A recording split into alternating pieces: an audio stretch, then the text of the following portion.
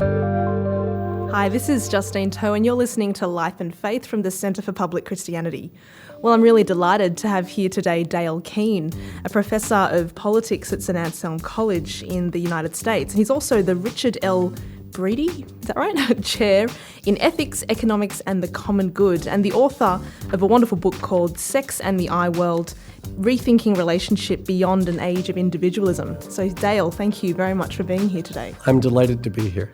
Now, in the title of your book, Sex and the iWorld, we come across a term called the iWorld, which frequent listeners of this program would hear bandied about every so often. But could you please just give us an insight, from the horse's mouth directly, so to speak? What is the iWorld? I think it's a world of where individualism reigns. It's a world where each and every individual is seen to be in charge of their own life, their own morality, in terms of defining themselves.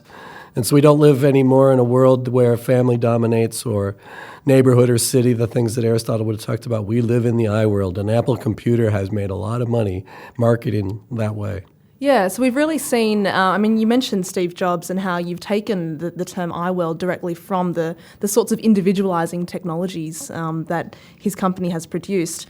And it did strike me, have you heard of that Stanford commencement speech that Steve Jobs has given? He gave a speech a couple of years ago, and he says things like, don't let the noise of other people's opinions drown out your inner voice, right? Stay hungry, stay foolish. I mean, this is the iWorld in a nutshell, is that right? Absolutely. And he really wanted to empower the individual in the world, and he was keen to get the new camera into the iPhone so that in the Arab Spring, people could take their pictures and send them out without government interference. He was very much about that. Yeah. And we also see the influence of the iWorld in other areas in our culture as well, like Lady Gaga, for example. How does she tell us about what it means to live in the iWorld? I mean, her music video, Born This Way, that song is just an anthem to the iWorld. I mean, she's basically making an argument that however you perceive you were born, however you seem to be made, you can be what you want to be, you can be whatever it is that you quote, are, and there's nobody that can tell you that it's either right or wrong. It's you. Yeah, so what is then the best life possible in the iWorld? Is it just to be you, or tell us more? I mean, I think the iWorld, by its very definition, doesn't decide the best life. I think people naturally gravitate toward things that could give them the most pleasure, and I would say that sex and money would be the two things that people would gravitate toward. And I would say that there would be a close competition in America if somebody was going to imperil our economic freedom or our sexual freedom. I'm not sure which one we'd give up first, but we wouldn't want to give up either. There's also the question of self-realization, right? The growing into myself. I have to reach my fullest potential. This is the language of the iWorld, right? And we hear it from everything from Oprah to the self-help movement, but also psychologists as well. Do you want to comment on that? Yeah, if there is no overarching explanation for who we are, if it's up to each and every one of us to decide that, I mean, that's the thing that they're celebrating. I think that the difficulty is that in one sense, you never will have the certainty that you have ever achieved who you are. There will always be a question about whether you should have done this or done that or moved in this direction or that direction. So on the one hand, it gives freedom. On the other hand, it kind of breeds a level of insecurity. Yeah, there's a psychologist, Barry Schwartz. I think he's written a book called The Tyranny of Choice, and he has found some fascinating things that, firstly, we're overwhelmed by choice and we can't actually make a decision. But if we finally do make a decision, he says that we wind up more dissatisfied with that decision because we are constantly plagued by, what if I'd chosen this rather than that? So he says that this is probably why we see a rise of depression and anxiety disorders in the world today, because we have a lot of responsibility for our lives and we want to choose well. I think the people that suffer the most would be children. I think adolescents in particular. It's never easy to grow up. Children always struggle with identity in adolescence, and now there's fewer boundaries. And so it doesn't surprise me that we're seeing a rise in depression among youth, suicide, other things, given the fact that they have we're giving them so little direction about who they are. Yeah, and I've heard a talk where you were mentioning how Jean-Jacques Rousseau, the French philosopher, sort of counseled that we need to look within ourselves in order to find the answers. What's that like for a generation who, has no guidance and they're told that the answer lies within you? I think it's a dead end for that generation. Rousseau argues that we should look within, and I think almost anybody in this world has been impacted by Rousseau on that point. Yet shortly after he said it, the philosophers said, no, you're wrong. We can't understand ourselves without a reference point outside of ourselves. So to ask young people to know themselves without a reference point outside themselves is a dead end. Would you say that the history of the West in some ways has been a discarding of the reference points that, once formally defined us? So, we no longer want to be anchored in some sense. We want to be on the move constantly, not really tied down to any one particular ideology or belief or religion. We want movement, and yet what are we giving up at the same time? I mean, I think we're giving up security to get freedom. We're giving up definition in order to get opportunity. And I think the question that we have to ask ourselves is, does the iWorld end in a coherent place that is good for people? And my suspicion is that the iWorld will not deliver what it promises. Do you mean because the iWorld says, I have the right to define what I want to be, and so do you, and what if these are conflicting or at odds with each other? Do you mean that it just can't work because you can't have individuals who are just wholly pursuing their own good and not really worried about the common good? Well, we have the sense now that we can get by without having to have an overarching moral understanding.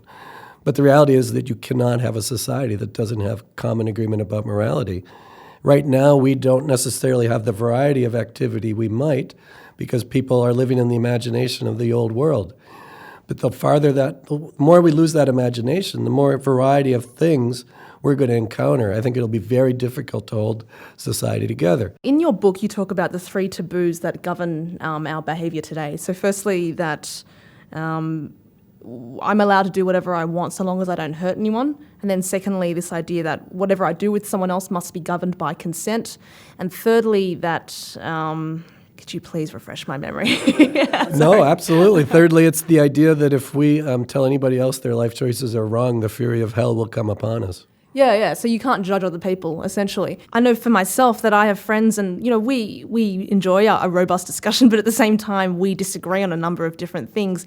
And we found that over time, it's easier to actually not talk about the things that divide us. But then I'm also wondering, if friendship's about, walking alongside each other and struggling with the things that divide us, and so we just aren't talking about these things. The 3 taboos in some ways, does it lead to an impoverishment of public debate and the things that you can talk about because you just know that you'll be driven apart by your differences? I completely agree with that. I think that we're losing public debate. We're losing civil debate. You can't have a democracy if we can't talk to each other. And political correctness and other things really stifle debate. We're in a situation where if you want to talk about some issues of great importance, but issues that are personally important to people, if you bring up certain alternatives, you're going to be shouted down without even a hearing. That's not democracy.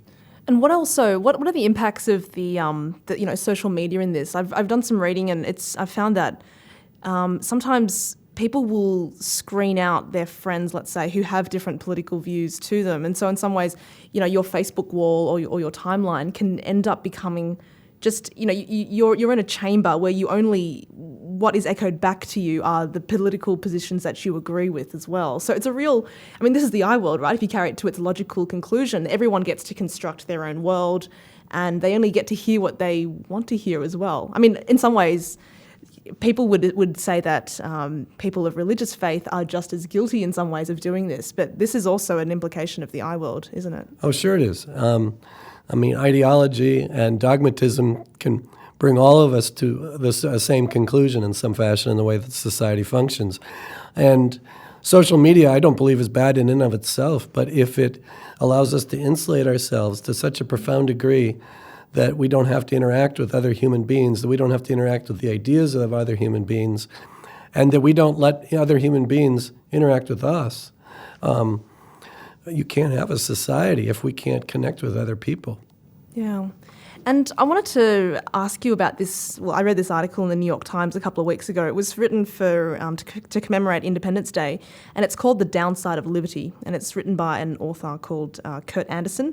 And he talks about his experience of going to the Woodstock Writers' Festival and being asked the question of an audience member that why had the revolution dreamed up in the 60s been won when it came to social and cultural movements? So, for example, women rights, gay rights, now we have a black president, matters of ecology and environmentalism are on the agenda, sex, drugs, rock and roll, where you kind of open the door to all these things. And yet, at the same time, this revolution had failed when it had come to economics. It's like we'd given free rein to the market as well. And then Kurt Anderson says, what happened politically, economically, culturally, this is a quote, and socially since the sea change of the late 60s isn't contradictory or incongruous, it's all of a piece. For hippies and bohemians, as for business people and investors, extreme individualism has been triumphant, selfishness won. Would you care to comment? Would you care to comment on what Anderson has to say? I think he's right. I think it's one of the ironies of America is that in that respect we reflect Karl Marx, insofar as Karl Marx was an anarchist and believed that at the end of history there would be no government. And I think the 60s movement was a movement that was not only about sexual freedom and unleashing of a new morality, it was also a statement about throwing down all authority. We're throwing down the authority of the government for the war in Vietnam. We are discrediting the authority of Wall Street. So I think they really were trying to live out the anarchism vision of the philosophy. And I think that's reflected in the way in which we live our lives today in America. So I think they were successful, probably one of the most successful revolutions since the American Revolution. Yeah. And are you sensing a sense of disquiet and dissatisfaction perhaps in the way that the iWorld is operating, or are we still in its heyday? Are we still enjoying all the fruits of this freedom? I think we're in its heyday. The reason I say that is you can certainly identify grandparents and parents that are uncertain about this. But the reality is young Americans that I speak to embrace this. This is who they are. This is who they want to be. This is the world they want to live in. And if that doesn't change, that will be the dominant way in which the world works. They are the future. Yeah, and in your book you also talk about the T world, right? The traditional world where we've come from, that the iWorld is in some ways reacting against mostly. We have to acknowledge, don't we, that that world where God, nation, family, duty, all these things were uppermost. It wasn't all it was cracked up to be, right? So there is some reason for why the iWorld is incredibly attractive to people today. Absolutely. A lot of people in the United States want to go backwards. They want to go back to this T world, and I would say, first of all, you couldn't if you wanted to, and second of all, I don't want to go back. I don't want to go back to a world that had slavery, subjection of women. And I don't think it was a world that was relationally healthy for a lot of people, which is why I think people threw it off. But I think we are designed to live in a world in which love reigns. And love is the currency of relationship.